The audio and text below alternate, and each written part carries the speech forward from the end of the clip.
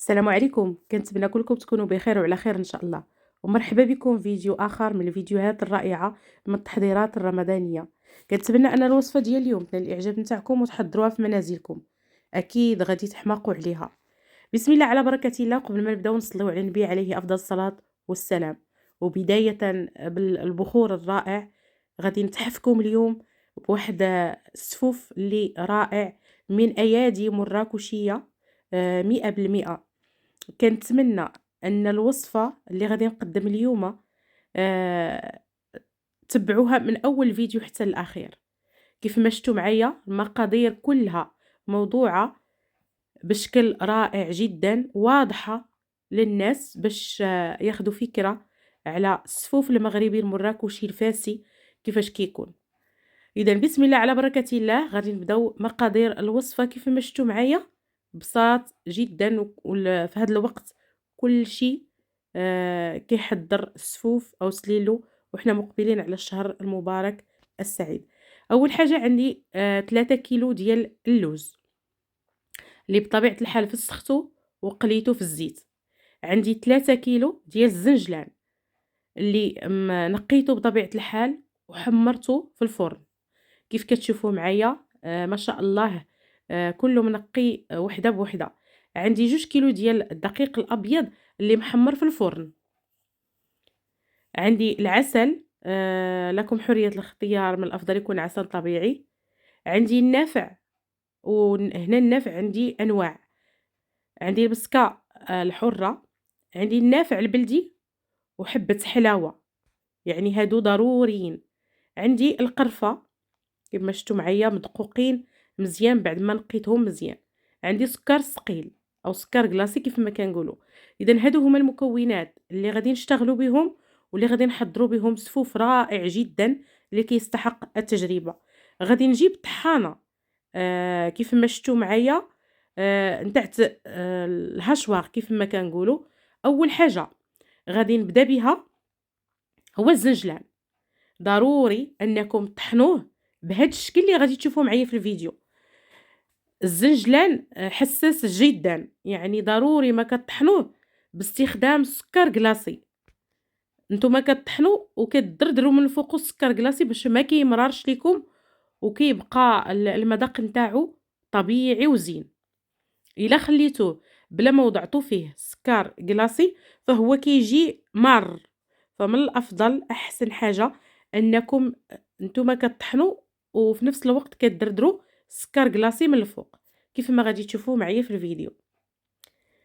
اذا كنطحنوا مزيان كيف ما غادي تشوفوا حتى كنحصل على زنجلان اللي يكون مطحون مزيان، لان الباقي نتاعو غادي نخليه، غادي نوضعوه هكذاك يعني من غير بلا طحين. المهم راه الفيديو واضح مشروح تبارك الله بواحد الطريقة اللي رائعة. كيف شفتوا معايا هنا أنا كنطحن وأنا كنوضع سكر كلاصي. ضروري وكتلبسوا هذاك الزنجلان كله بالسكر كلاصي. نتوما كطحنوا نتوما كتوضعوا السكر. من بعد ما كنسالي ندوز باش نطحن اللوز. اللوز كيف ما شفتوا معايا فهو مفسخ ومقلي في الزيت. من الافضل ما تحرقوهش بزاف، يبقى اللون نتاعو ذهبي بالشكل اللي كتشوفوا معايا افضل.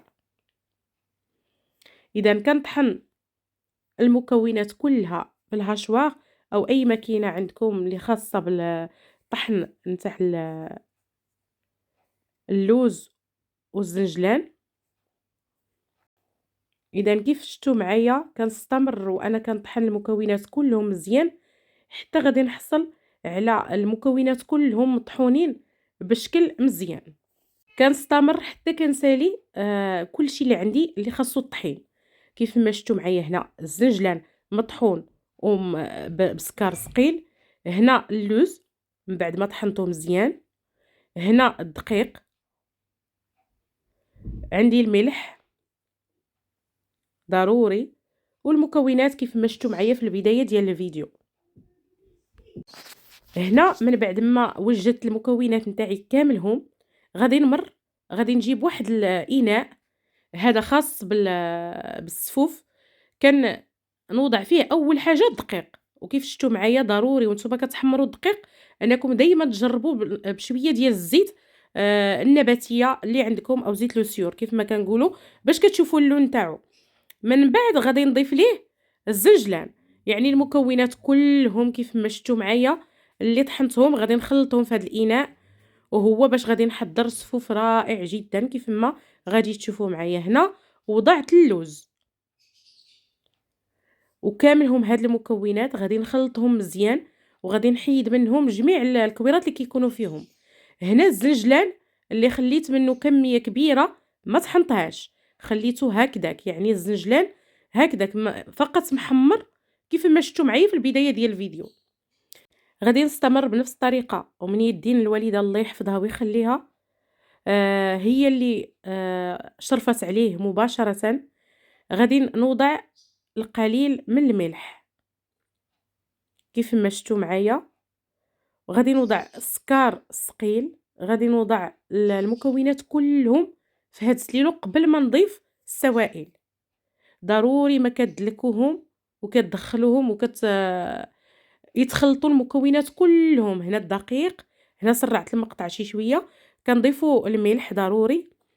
غادي نضيفوا حبه حلاوه هذه اللي كتشوفوها خضره هكا، وللامانه فانا وضعت جميع هاد الكميه اللي مطحونه كلها وضعتها في هاد السليلو، يعني من غير قدامكم دابا 4، ولكن لقيتو باقي ناقص راه زدت المكونات كلهم اللي كتشوفوا معايا دابا. كنزيد كنخلط المكونات مزيان بالشكل اللي كتشوفوا معايا. هنا عندي النافع البلدي، النافع البلدي ماشي لاخر، حبة حلاوة كتكون شوية طويلة وحلوة، وهذا كيكون شوية صغير.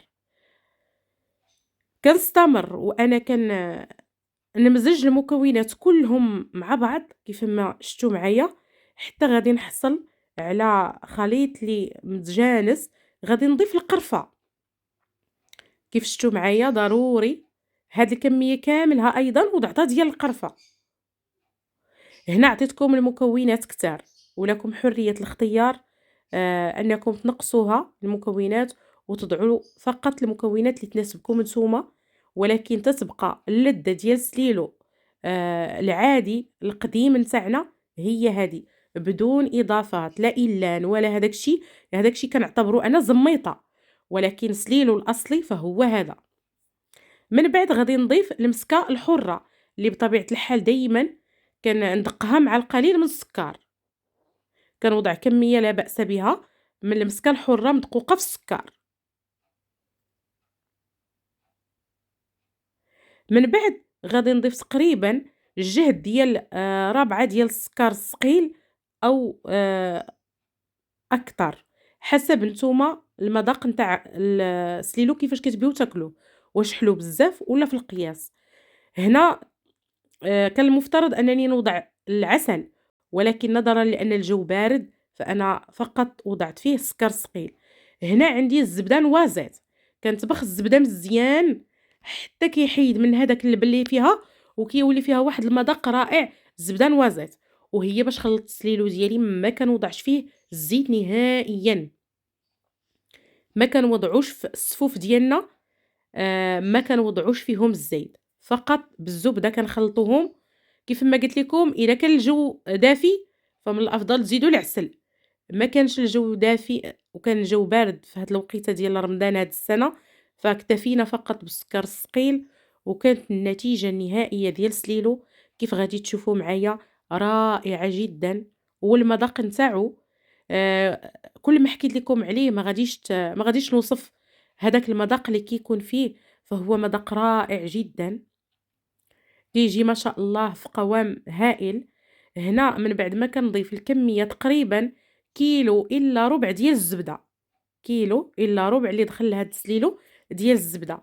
غادي تشوفوا معايا ضروري ما أننا ندلكوه مزيان، يعني كناخدو من غير هاد الإناء ديال اللي كتشوفوا معايا كندلكو مزيان حتى كنحصلوا على النتيجة النهائية ديال السيلو اللي كتشوفوا معايا. نتيجة رائعة جدًا، لون رائع، اللون كيحمّق كيف ما كنقولوا.